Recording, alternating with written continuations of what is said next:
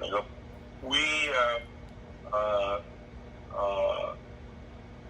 asked that it be removed to a federal court, and the federal judge said no, it has to be in the state court. So they have to refile the case in state court, and this was 6 weeks ago. They haven't. So I don't know whether the case is going forward or it's not going forward. Right now, as far as I'm concerned, there's no case. I mean, no case from the. I'm not giving you an opinion on the merits of the case. I'm just saying there is no case because nothing's been filed. Right. What's good, YouTube? It's your boy, Blue Blood Sports TV, back at y'all with another one. So what you just heard was the voice of legendary Hall of Fame, iconic promoter, top-ranked CEO Bob Arum of ESPN. And he was discussing the case that was filed against him and his company from his former fighter in undefeated 3-division world champion, former junior welterweight undisputed world champion, currently the reigning WBO, World Boxing Organization welterweight world champion, who is widely considered by many to be the #1 best pound-for-pound fighter in the world, in Terence Crawford. Terence Crawford is 38 wins, no loss and no draw, 29 big wins by way of knockout. He is 34 years of age, 5'8", with a 74-inch arm reach. With that said, November 20th of 2021, Terence Crawford had his last fight with top-ranked ESPN and Bob Arum when he took on two-time welterweight world champion, superstar boxer, Showtime Sean Porter, who's retired future Hall of Famer. Currently, as it stands with Terence Crawford, he got a stoppage victory. Dropped Sean Porter twice in the 10th round. Sean Porter's father, trainer, manager, Kenny Porter, saw enough, waved the white towel. With that said, Terence Crawford post-fight interview, he stated that my time here in Top Rank is up. Bob Arum, ESPN, they couldn't secure the big fights for me while I was with them. How they gonna secure the fights with me when I'm not with them? I wish everybody the best, but I'm moving on with my career. Since then, Terence Crawford has become a free agent. But now Bob Arum has let it be known that Terence Crawford signed with Daniel Kinahan and MTK Global. Not only that, Terence Crawford, he filed a case against Top Rank in ESPN and Bob Arum, and he stated that mainly Top Rank and Bob Arum, stating that, they owed him $10 million. So the case was for $10 million. Now, Bob Arum is saying they asked for the case to be moved to federal. They told him no, it had to stay in the state, and that Terence Crawford had to, refile the case. That was 6 weeks ago, and he never refiled the case. Okay, so it begs the question, what was it all for? Okay, what was the case for? He cited that, he felt like Bob Arum didn't know how to treat, African-American fighters. Okay, he felt like, they never upheld and fulfilled their obligation. Okay, so January 12th is when this was reported that Terence Crawford filed this case against Top Rank and Bob Arum, and he was seeking out $5.4 million in damages, saying were caused by Top Rank failure to offer him a fight against undefeated, unified WBC, WBA, IBF welterweight world champion superstar boxer, who is widely considered by many to be top 2, if not the #1 best fighter in the world, in Earl the True Spence Jr., who's 28 wins, no loss, no draw, 22 wins by way of knockout. He is 32 years of age, 5'9.5" with a 72-inch arm reach. That makes for the biggest fight in the sport of boxing. So Terence Crawford, he filed this lawsuit, and he stated that Crawford is seeking out $5.4 million in damages, saying were caused by Top Rank failure to offer him a fight against Errol Spence Jr. and failing to live up to its end of the contract extension signed from 2018. According to the lawsuit, Top Rank promised Crawford a payment of $900,000 if he was not offered a fight against Errol Spence by the end of 2020.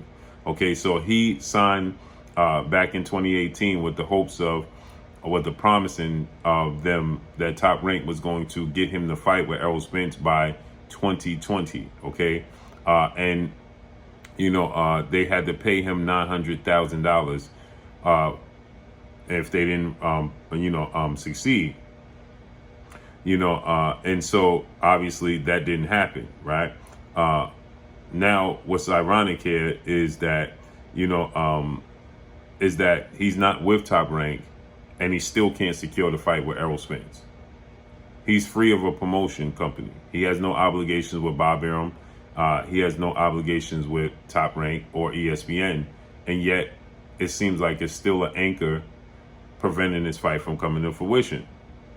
So with that said, Terence Crawford, filed this lawsuit, and now he let it go by the wayside. So the direction, I have to question, what direction is it that they're going with Terence Crawford's career? Why did you kick up this dust if you wasn't going to follow through? Okay, why was you looking to make this statement and then didn't see it through? Okay, it seems like it has no rhyme or reason as to what direction his career is going in. Okay, you should have followed through with this if this to be the case, because it just makes you look bad, right? It makes it look like you had no merit to what you were saying, and on top of that, the way you let it go by the wayside. If you let it expire without following through and just saying that you just aren't going to follow through, and you just let it go by the wayside, that's bad business, right? You didn't follow through. You didn't follow up. You just let it go, right? We've heard nothing from it. Like Bob Arum said, 6 weeks ago was the last time they even had any information or contact regarding this lawsuit. So he says there is no lawsuit. So what was the cause and the reason behind Terence Crawford filing to begin with? And if Terence Crawford knew that he was holding Bob Arum and Top Rank accountable, why was he then trying to hold Errol Spence accountable for not making the fight happen? Why was he placing blame on Errol Spence, the PBC, Premier Boxing Champion, founder and advisor Al Heyman, Showtime President of Sports, and the sides of the street, when he knew that he had it in his contract for Top Rank and Bob Arum to secure the fight, and he's saying that they never pursued it and attempt to secure it? If you were under contract, you have an obligation to Top Rank and Bob Arum and ESPN. And if they weren't pursuing the fight with Errol Spence, then how could Errol Spence be held accountable for the fight not coming to fruition when there's nothing he can do about it, because your obligation is to a completely different entity? Which means if Errol Spence was to pursue it, it would have to boil down to Bob Arum and Top Rank as to if they wanted to make the fight happen to begin with. So for Terence Crawford to publicly continue to place blame on Errol Spence and say Errol Spence didn't want the fight, and then double down and say Errol Spence is not, essentially being realistic, saying that he wanted 60-40 split, and then saying that the fight was in your rearview mirror and it was never going to happen. And here you're a free agent and it's still looking like it's never going to happen. Which leads many people to beg the question, does Terence Crawford truly want to fight Errol Spence, in what is being considered the biggest fight in the sport of boxing currently as it stands, for undisputed on top of that? And then Terence Crawford said he didn't want to fight late into his 30s, but he's 35 next month. He's fought 3 times in 3 years. And if he don't fight in 2022, this year, he would have fought once against Kell Brook in 2020, once against Sean Porter in 2021, none in 2022, and he'll be on the verge of being 36 in 2023. And he stated he didn't want to fight late in his 30s and definitely not into his 40s.